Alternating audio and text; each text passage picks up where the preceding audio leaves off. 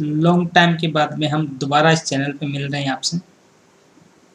पहले हमने जो कोर्स के मेन क्लासेस थी वो हमने इस पे अपलोड किया, और अब हम एक कुछ डिफरेंट करने जा रहे हैं जिसका नाम है रेमेडियल क्लासेस। जो भी टॉपिक आपका कवर हो रहा है उसके रिगार्डिंग जो भी केस स्टडी है वो आपको टेलीग्राम चैनल पे मिल जाएगी। जैसी वीडियो आएगी उसके जस्ट आफ्टर वो आपको अवेलेबल हो जाएगी हमारे टेलीग्राम ग्रुप में। और टेलीग्राम ग्रुप का जो चैनल है वो इस वीडियो के डिस्क्रिप्शन में दिया हुआ है, तो आप वहाँ से जाके टेलीग्राम जो लिंक है उसको यूज करके आप ग्रुप ज्वाइन कर लीजिए। तो आज का हमारा जो बिजनेस स्टडी का जो मेन टॉपिक है वो रहने वाला है ऑब्जेक्टिव ऑफ मैनेजमेंट। तो देखिए, ऑब्जेक्टिव ऑफ मैनेजमेंट इजी सा टॉपिक है, एग्जाम में बहुत बार आता है, ऑब्जेक्टिव क्वेश्चन में भी कवर हो जाता है, 3 से 4 नंबर की केस स्टडी में भी इसको कवर किया जाता है। तो हम इसमें ध्यान से पढ़ेंगे ऑब्जेक्टिव ऑफ मैनेजमेंट।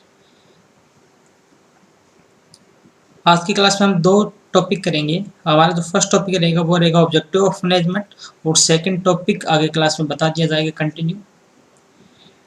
तो ऑब्जेक्टिव ऑफ मैनेजमेंट, जब भी मैनेजमेंट के ऑब्जेक्टिव है तो उसके 3 ऑब्जेक्टिव होते हैं, आप ध्यान रखिए। OPS कैसे याद करेंगे? ऑब्जेक्टिव में O आता है तो इसको लिंक कर देंगे हम O से। अब O याद रहती है आपको, अपने आप याद आ जाएगा माइंड में कि OPS, ठीक है। कोई भी केस स्टडी हो हमें इन तीनों को चेक जरूर करना है कि OPS ये यूज हो रहे हैं या नहीं हो रहे। अब OPS का क्या फुल फॉर्म है वो हम पढ़ेंगे। OPS stand for organisational, OPS stand for organisational, और P फॉर पर्सनल,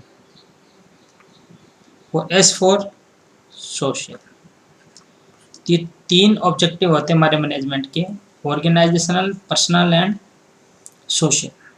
अब क्या होता है केस स्टडी में, हम कैसे फाइंड करेंगे, क्या कीवर्ड चूज करेंगे, वो हम डिस्कस करेंगे, ठीक है। तो पहले आप ये ध्यान रख लीजिए कि ये 3 हमारे ऑब्जेक्टिव होते हैं मैनेजमेंट के, OPS, objective of management means OPS, ठीक है। याद रह जाएगा, साथ साथ लर्न करिए, जरूर याद रहेगा। अब हम पढ़ेंगे पहले ऑर्गेनाइजेशन। ऑर्गेनाइजेशन के अंदर क्या चीज़ें ऐसी मिलेगी हमारे को कि हम केस स्टडी को पढ़ के ये अंदाज़ा लगा लेंगे कि ये ऑर्गेनाइजेशनल ऑब्जेक्टिव है। तो पहला हम चलते हैं ऑर्गेनाइजेशनल ऑब्जेक्टिव पे। ऑर्गेनाइजेशनल ऑब्जेक्टिव देखिए कैसे याद करना आपको। ऑर्गेनाइजेशनल ऑब्जेक्टिव के अंदर भी जनरली 3 पार्ट में हम डिवाइड करेंगे इसको, लेकिन इसको लर्न कैसे करेंगे आप ये देखिए। कोई भी बिजनेसमैन है वो अपने ऑर्गेनाइजेशन की ट्रैकिंग करता रहता है। कोई ऐसा बिजनेसमैन है जो ऑर्गेनाइजेशन की ट्रैकिंग नहीं करता? सभी करते हैं। मान लो आपका बिजनेस है तो आप भी चाहोगे ना कि मेरा बिजनेस कैसे चल रहा है, मेरा ऑर्गेनाइजेशन कहाँ जा रहा है, उसकी ट्रैकिंग करोगे। तो ट्रैकिंग कैसी होती है, जनरली हम बात करें तो ट्रैकिंग होती है वो एक हमारा एक सॉफ्ट सिस्टम होता है, GPS। अगर आपको याद है तो गाड़ियों पे हम GPS लगा देते हैं, जिससे हमारी जो गाड़ी किस साइड में जा रही है, किस डायरेक्शन में जा रही है, उसकी मूवमेंट का हमें पता लग जाता है, मीन्स हम उसको ट्रैकिंग कर रहे हैं। तो ऑर्गेनाइजेशन मीन्स GPS। ऑर्गेनाइजेशन में क्या करेंगे, हम ट्रैक करेंगे, और ट्रैक किसके थ्रू करेंगे, GPS के थ्रू। तो GPS, अब GPS क्या चीज़ है तो देखिए GPS क्या है। GPS G for growth, P for profit, और S फॉर सर्वाइवर।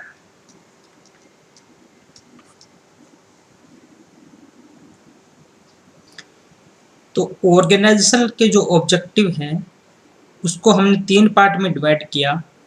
GPS कैसे याद रखेंगे, ऑर्गेनाइजेशन को हमें ट्रैक करना पड़ता है, और ट्रैक करने के लिए आपके पास GPS होना चाहिए। GPS means growth, profit and survival. अगर किसी केस स्टडी में ग्रोथ के बारे में बात आ जाए, प्रॉफिट के बारे में बात आ जाए, सर्वाइवल के बारे में कोई बात आ जाए, इट मीन्स वहाँ पे कौन सा ऑब्जेक्टिव मिलेगा आपको? Organisation objective. बस यही फाइंड करना होता है कि कौन सा ऑब्जेक्टिव है। अब ग्रोथ क्या होता है, प्रॉफिट क्या होता है, सर्वाइवल क्या होता है, हम एक एक लाइन में इसका मीनिंग समझ लेंगे। ठीक है। ग्रोथ मीन्स क्या होता है? जिसको हम बोलते हैं तरक्की करना। ठीक है।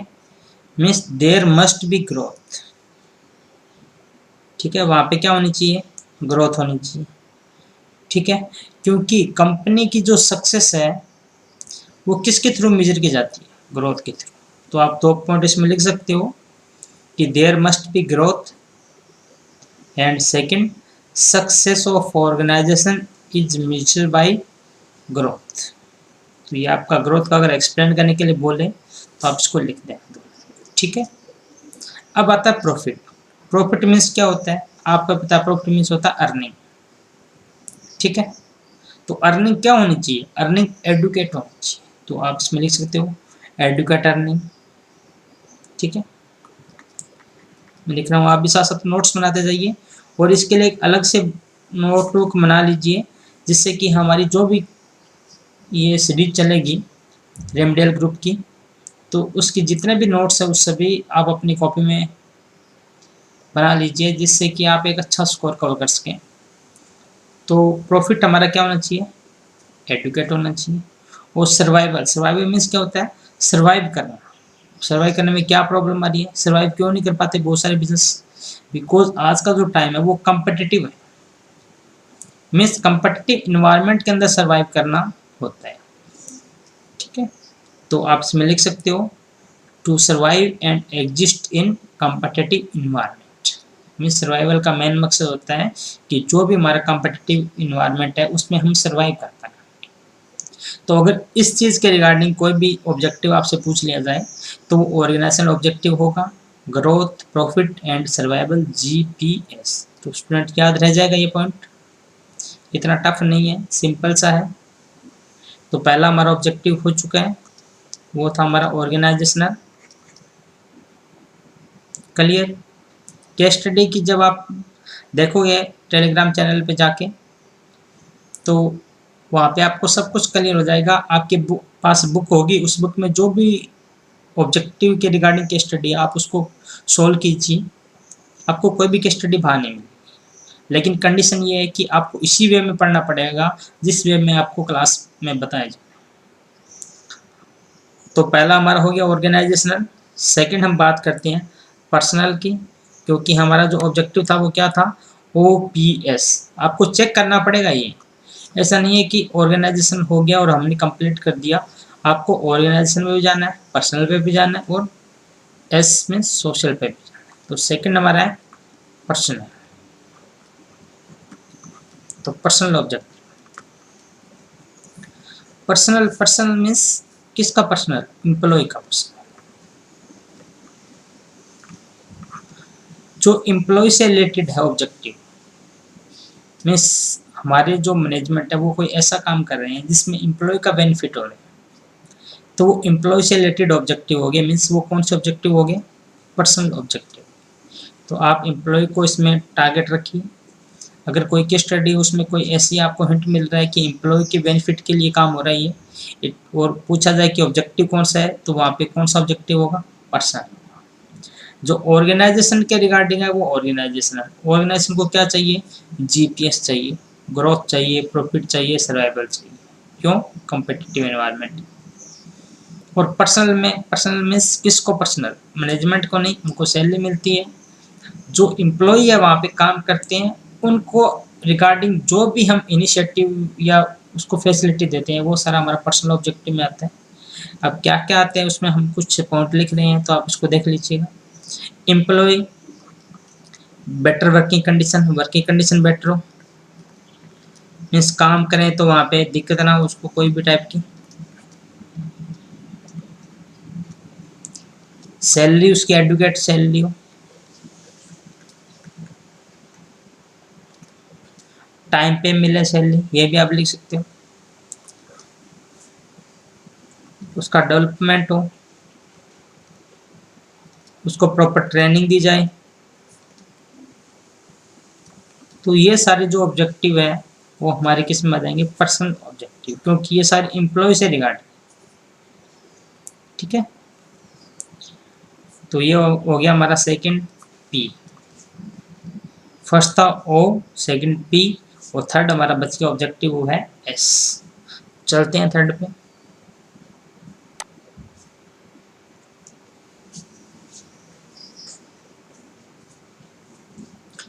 Social objective. तो सोशल ऑब्जेक्टिव मीन्स कोई भी हम ऐसा काम करेंगे, ऐसी एक्टिविटी करेंगे जिसमें सोसाइटी का बेनिफिट हो। तो सोसाइटी के बेनिफिट्स के अकॉर्डिंग काम किया जाता है, वो सोशल ऑब्जेक्टिव में कवर। अब सोसाइटी को ग्रोथ से मतलब होता है क्या, प्रॉफिट से मतलब होता है, सर्वाइवल से मतलब होता है, सैलरी टाइम पे मिल रही है कि नहीं मिल रही उसको, उसे कोई लिंक होता है सोसाइटी को, नहीं। तो ये हमने पढ़े थे ऊपर वाले में आएंगे, ऑर्गेनाइजेशन में एंड पर्सनल। अब जो सोशल है वो सोसाइटी में आएंगे, क्या आएंगे, जैसे गुड्स की बात करते हैं पहले। गुड्स क्या होना चाहिए, प्रॉपर क्वालिटी का होना चाहिए, ठीक है, रीजनेबल प्राइस पे होना चाहिए, तभी सोसाइटी को बेनिफिट होगा। और टाइमली सप्लाइड होना चाहिए, ठीक है ना, मीन्स स्टॉक नहीं होना चाहिए, जब जरूरत होती है तो गुड्स मिलता नहीं है। तो ये सारा हमारे बिजनेस के ऑब्जेक्टिव में नहीं आते, टाइमली सप्लाई होनी चाहिए उसकी, ठीक है। इसी हिसाब से एम्प्लॉयमेंट अपॉर्चुनिटी, एम्प्लॉयमेंट जनरेट करते हैं वो। अब बहुत सारे स्टूडेंट्स ये लेके आते हैं कि एम्प्लॉयमेंट जनरेट करना पर्सनल ऑब्जेक्टिव है, जबकि एम्प्लॉयमेंट जनरेट करना अगर आप देखो ढंग से तो वो पर्सनल नहीं है। पर्सनल मीन्स जो ऑलरेडी एम्प्लॉयड है वहाँ पे पर्सन, उनके रिगार्डिंग जो बातें हो रही है वो हमारा पर्सनल में आता है। एम्प्लॉयमेंट जनरेशन करना वो एक सोसाइटी के बेनिफिट के लिए है, ठीक है, उसमें सोसाइटी का बेनिफिट होगा। तो ये सोशल में आप इसको रखिएगा तो ज़्यादा बेटर रहेगा पर्सनल की वजह, ठीक है। एक आप मान लो जैसे स्कूल चल रहे हैं, हॉस्पिटल चल रहे हैं, बड़े बड़े बिजनेस जो ऑर्गेनाइजेशन है उनके चला रहे हैं, तो वो भी सोसाइटी को कंट्रीब्यूट कर रहे हैं, ठीक है। तो अल्टीमेटली जो हमारा सोसाइटी में जो कंट्रीब्यूशन होता है वो हमारा सोशल ऑब्जेक्टिव होता है, ठीक है ना। वैसे एक आपको बता देता हूँ CSR, आजकल क्या होता है हर कंपनी को CSR तैयार करना पड़ता है। CSR होता है कॉर्पोरेट सोशल रिस्पॉन्सिबिलिटी, मीन्स हर कंपनी की सोशल रिस्पॉन्सिबिलिटी रिगार्डिंग कुछ पैसा उसको CSR में डोनेट करना होता है या कंट्रीब्यूशन करना होता है। तो वो भी एक सोशल ऑब्जेक्टिव में आता है, ठीक है ना, क्योंकि ये माना जाता है कि एक बिजनेस है वो सोसाइटी का ही पार्ट है। अगर सोसाइटी चाहेगी तो वो रह पाएगा, अदरवाइज वो सर्वाइव नहीं कर पाएगा, ठीक है। तो सोशल ऑब्जेक्टिव में हमने पढ़ लिया कि जो सोसाइटी के रिगार्डिंग जो बातें आती है वो सोशल ऑब्जेक्टिव में, ठीक है स्टूडेंट्स। तो ये हमारा ऑब्जेक्टिव कंप्लीट हो गया। केस स्टडी आपको टेलीग्राम चैनल पे मिल जाएगी इसको, ठीक है, क्योंकि ये बहुत इंपॉर्टेंट है, हर बार एग्जाम में आता है। आप अपने प्री बोर्ड्स लास्ट के क्वेश्चन उठा के देख लेना, केस स्टडी दी होगी, केस स्टडी में आपको ऑब्जेक्टिव ऑफ मैनेजमेंट पूछेगा और उसको एक्सप्लेन करने के लिए मिलेगा। तो आप पहले तो ध्यान रखिए OPS तीनों में हिट करिए कौन सा आ रहा है, फिर उसके अंदर कौन सा है ये आप इसको चेक करिए, ठीक है। तो रटना नहीं है, समझना है, ठीक है। और आज का हमारा जो सेकंड टॉपिक है वो भी केस स्टडी के रिगार्डिंग है, तो वो हम करते हैं। आज का टॉपिक है नंबर सेकंड, वो स्टूडेंट इफेक्टिवनेस एंड इफिशिएंसी। तो ये बहुत बार एग्जाम में आता है कि इफेक्टिव है या इफिशिएंट है, क्या है क्या नहीं है, तो आप इस चीज़ को देखिए।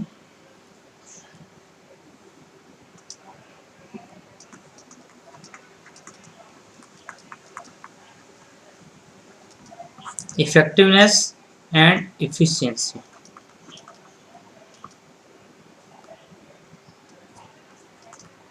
ठीक है। अब दोनों वर्ड मिलते जुलते हैं। अब एक मैनेजमेंट को इफेक्टिव होना चाहिए या इफिशिएंट होना चाहिए, क्या होना चाहिए, तो हम कहेंगे कि सर दोनों ही होना चाहिए। इफेक्टिव भी होना चाहिए प्लस में इफिशिएंट भी उसकी अच्छी होनी चाहिए, मीन्स इफिशिएंट होना चाहिए। तो अब ये दोनों होना चाहिए, इट मीन्स ये दोनों सेम नहीं है, दोनों अलग अलग चीजें हैं।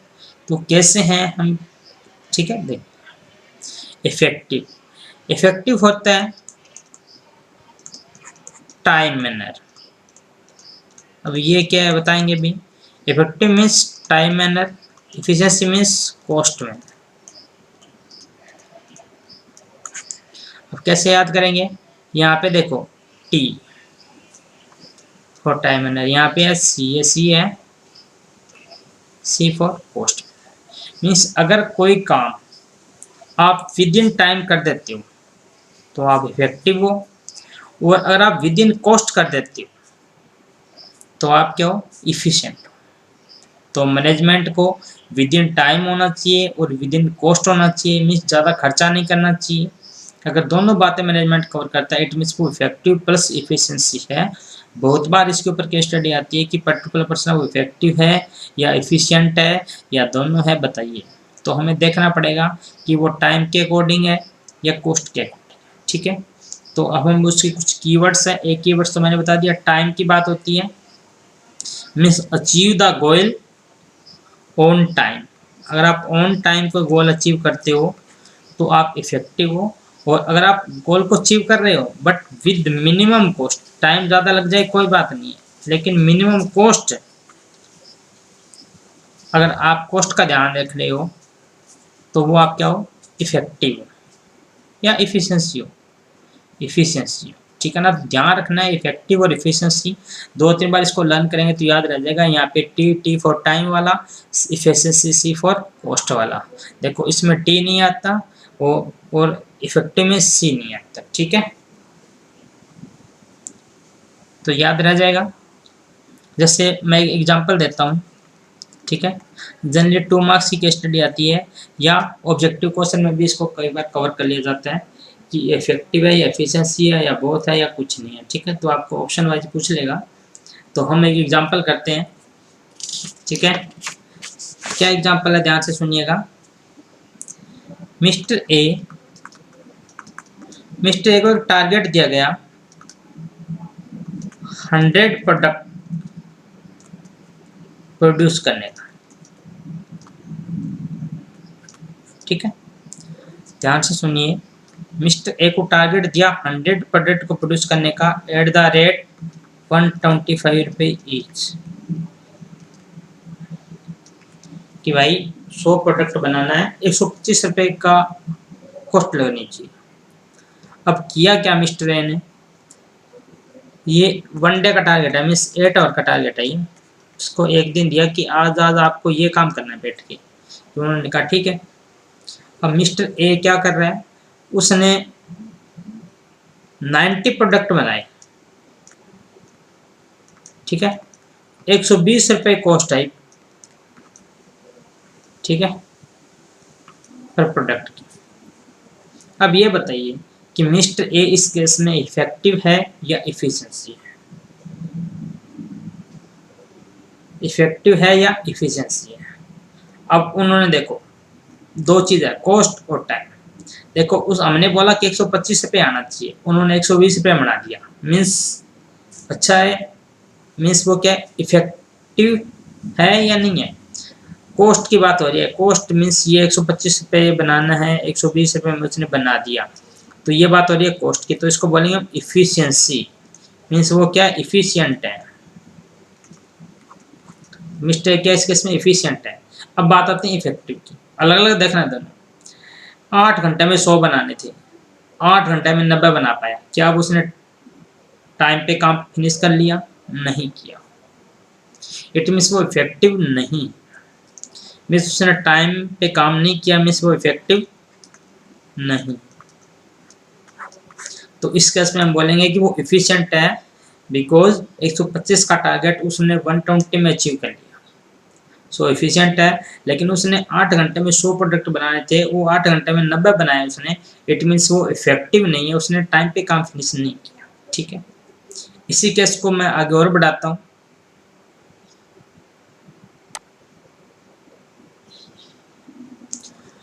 मान लो ये टारगेट था 100 बनाने का और 125 रुपये के हिसाब से, और उसने किया क्या, रिजल्ट क्या रहा, उसने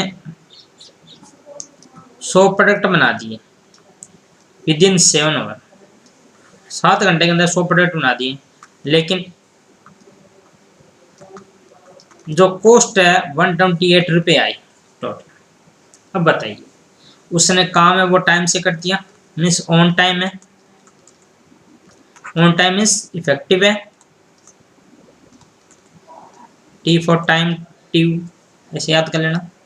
लेकिन 125 का था और 128 का है, मिस कॉस्ट को वो कवर नहीं कर पाया, मिस कॉस्ट मैनर में काम नहीं कर पाया, इसलिए वो इफिशिएंट है क्या?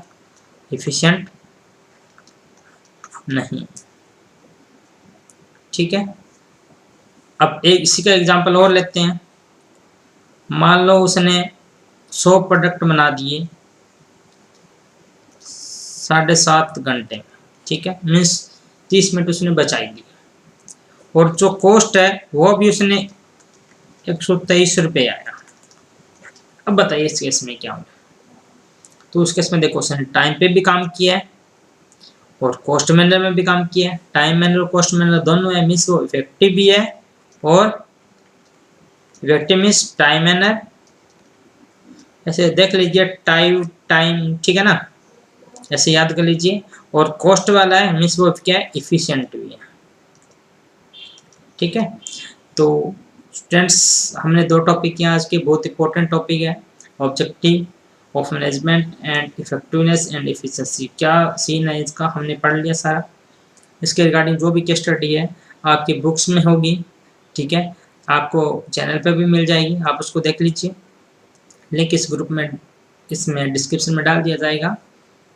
तो कुछ स्टूडेंट्स आज की क्लास के लिए इतना ही, छोटे छोटे टॉपिक हम लेके आएंगे, आप इसको कवर करते हैं। ठीक है, आई होप कि 1 मंथ के अंदर ये आपका सारा सिलेबस कंप्लीट हो।